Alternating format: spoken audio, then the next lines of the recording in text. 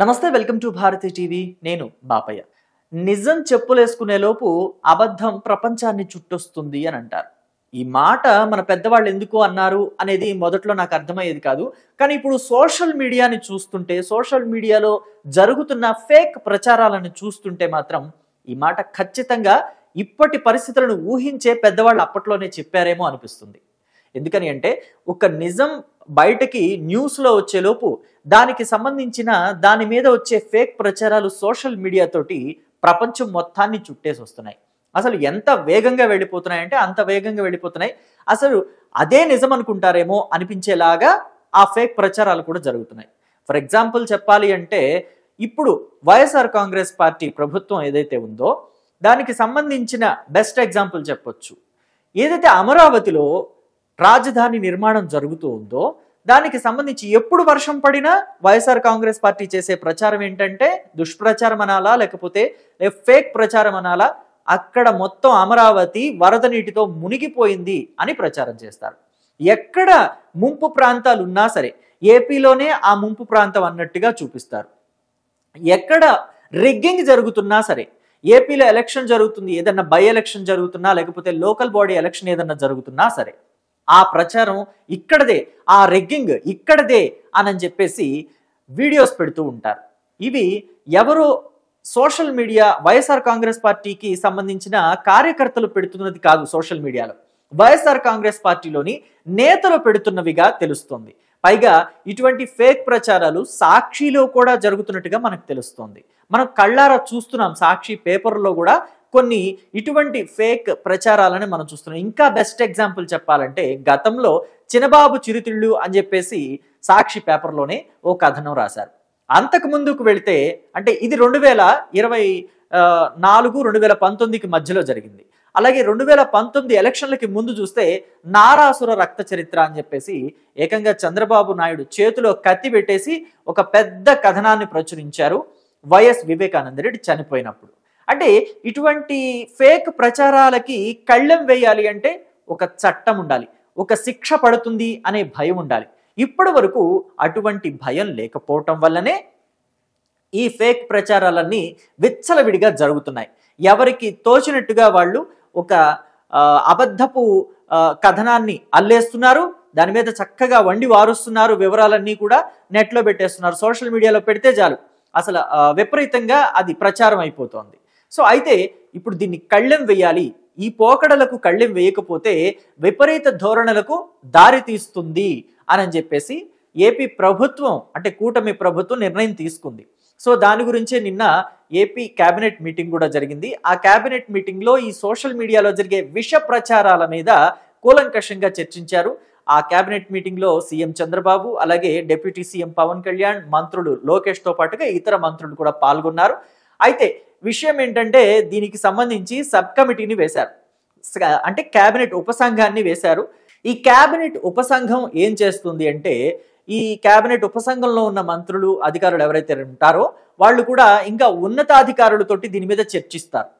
ఏ విషయంలో చర్చిస్తారు అంటే మనం చేయబోయే చట్టంలో ఎటువంటి రూల్స్ పెట్టాలి, ఆ రూల్స్ నార్మల్గా ఉండే వాక్ స్వాతంత్రాన్ని దెబ్బతీయకుండా ఉండాలి, భంగం కలిగించకుండా ఉండాలి. అలాగే ఇటు మరోవైపు ఫేక్ ప్రచారాలు చేసే వాళ్ళకి గొడ్డలి పెట్టులాగా ఉండాలి. వాళ్ళకి అంటే ఈ ఫేక్ ప్రచారం సోషల్ మీడియాలో ఒక పోస్ట్ పెట్టాలి, తప్పుడు పోస్ట్ పెట్టాలి అంటే వెన్నులో వణుకు పుట్టేలాగా ఉండాలి. పైగా ఈ శిక్ష పడుతుందేమో అని భయం కలిగేలాగా ఉండాలి. సో ఇటువంటి వాటి మీద వాళ్ళు చర్చిస్తారు. సో చర్చించి ఒక చట్టాన్ని తీసుకొస్తారు. అయితే ఇప్పటి వరకు కూడా ఫేక్ ప్రచారాలు చేసేవాళ్ళు యథేచ్ఛగా చేస్తూనే ఉండడానికి కారణం ఏంటి అంటే గనక వాళ్ళకి ఒక ధైర్యం ఉంది. మనకి సోషల్ మీడియాలో ఎటువంటి పోస్ట్ పెట్టినా దానికంటూ ప్రత్యేకమైన చట్టము లేదు, దానికంటూ ప్రత్యేకమైన శిక్ష లేదు అని చెప్పేసి దానివల్లే ఇలా పోస్టులు పెడుతూ వెళ్తున్నారు. మరి సోషల్ మీడియాలో పోస్టులు గతంలో తెలుగుదేశం పార్టీ కూడా వైఎస్ఆర్ కాంగ్రెస్ పార్టీ తీసుకున్న అనాలోచిత నిర్ణయాలు, ప్రజా వ్యతిరేక నిర్ణయాల మీద పోస్టులు పెట్టినప్పుడు వైఎస్ఆర్ కాంగ్రెస్ పార్టీ వాళ్ళ మీద అంటే కొన్ని సెక్షన్ల కింద కేసులు పెట్టింది, లోపల వేసింది కదా, మరి దాన్ని ఏమంటారు అని మీకు అనుమానం రావచ్చు. అయితే దానికి సంబంధించి మనం క్లియర్గా గమనిస్తే సోషల్ మీడియాలో పోస్టులు పెట్టడమే కాదు, కేవలం పెట్టిన పోస్టుల్ని షేర్ చేసిన వాళ్ళని కూడా అర్ధరాత్రి తీసుకువెళ్ళి అరెస్టు చేశారు.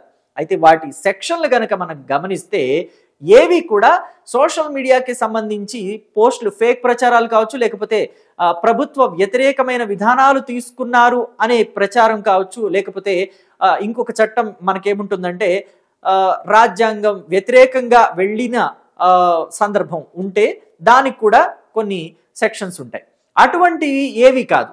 నార్మల్గా ఏవైతే అడ్డమైన సెక్షన్స్ ఏవైతే ఉంటాయో దానికి సంబంధం లేకుండానే కొన్నాళ్ల పాటు రిమాండ్ ఖైదీగా ఉంచడానికి ఏవైతే సెక్షన్లు ఉంటాయో అడ్డమైన సెక్షన్లు అన్ని పెట్టేసి వాళ్ళని రిమాండ్ ఖైదీలుగా జైల్లో ఉంచారు. సీనియర్ జర్నలిస్టుల్ని కూడా జైల్లో పెట్టిన సందర్భం మనం చూసాం గతంలో వైఎస్ఆర్ కాంగ్రెస్ పార్టీ హయాంలో. కానీ ఇప్పుడు కూటమి ప్రభుత్వం ఎలా ఉంది అంటే ఏ సెక్షన్లు పడితే ఆ సెక్షన్లు వాడకూడదు. ఒక సెక్షన్ అంటూ దానికి ఉండాలి. ఒక ప్రత్యేకమైన సెక్షన్ ద్వారా ఈ శిక్ష పడే అవకాశమే ఉండాలి. అంతే తప్ప అడ్డమైన సెక్షన్లు పెట్టేసి జైల్లో పెట్టి ఆ తర్వాత ప్రభుత్వం అభాస్ పాలు కాకూడదు అనే విధంగానే ఈ కూటమి ప్రభుత్వం ఆలోచన చేస్తుంది.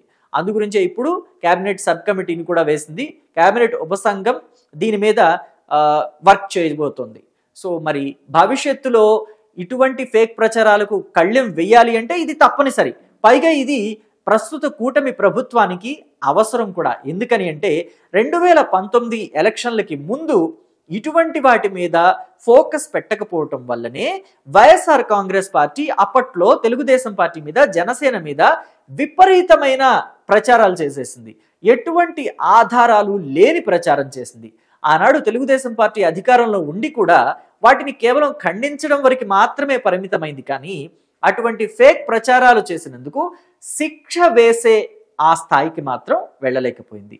సో అటువంటి పాత ఏవైతే ఘటనలు ఉన్నాయో వాటిని పునరావృతం కాకుండా చూసుకోవాలనే ఉద్దేశంతో ఇప్పుడు కూటమి సర్కారు పనిలో పడింది. ఆ పనిలో పడింది కాబట్టే దీనికి సంబంధించి కేబినెట్ సబ్ కమిటీ వేసింది. వాళ్ళు కూడా ఆ పనిలో నిమగ్నమయ్యారు.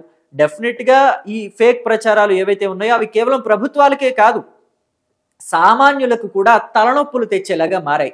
ఎవరి మీద పడితే వాళ్ళ మీద కక్ష ఉంటే వాళ్ళకు సంబంధించి తప్పుడు పోస్టులు పెట్టడమో లేకపోతే దుష్ప్రచారం చేయటమో ఏదో ఒకటి ఈ సోషల్ మీడియాలో జరుగుతూనే ఉంది. తప్పుడు ప్రాపగండా చేయటం అనేది ఈ సోషల్ మీడియాలో తరచుగా దాన్ని వాడుకుంటూనే ఉన్నారు. కాబట్టి ఇది అందరికీ ఉపయోగపడే అంశమనే చెప్పుకోవాలి.